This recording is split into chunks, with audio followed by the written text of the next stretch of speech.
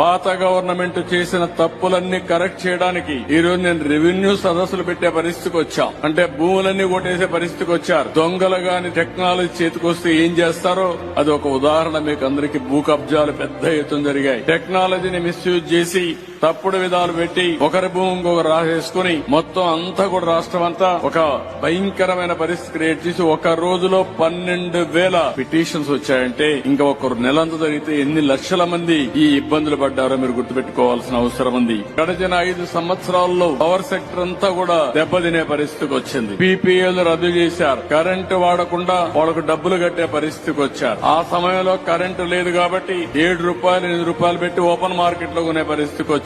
Power stations అన్ని సకాలానికి పూర్తి చేయకుండా దానివల్ల కరెంట్ ఉత్పత్తి కాకుండా మళ్లీ ఎక్కడెక్కడో అప్పులు చేసే పరిస్థితికి వచ్చారు. అన్ని కూడా తప్పుడు నిర్ణయాలు చేసి అధిక ధరకు కరెంటు కొని ఈ రోజు డిపార్ట్మెంటే సంక్షోభంలో పడే పరిస్థితికి వచ్చింది. 9 సార్లు కరెంట్ ఛార్జీలు పెంచి 33,000 కోట్ల రూపాయలు అదనంగా కరెంటు భారం వేశారు. 1,29,503 కోట్ల రూపాయలు డిపార్ట్మెంట్ కి నష్టం వచ్చే పరిస్థితి వచ్చింది. నేను అందుకని ఇవన్నీ సమీక్ష చేస్తున్నా. పోయిన గవర్నమెంట్ చేసిన తప్పులు తప్ప మళ్లీ ఏమాత్రం కూడా ఈ డిపార్ట్మెంట్ లో కరెంటు ఛార్జీలు పెంచకుండా సమర్థత పెంచి మీకు న్యాయం చేసే బాధ్యత మేం తీసుకుంటామని మరొక్కసారి మీ అందరికీ హామీ ఇస్తున్నా.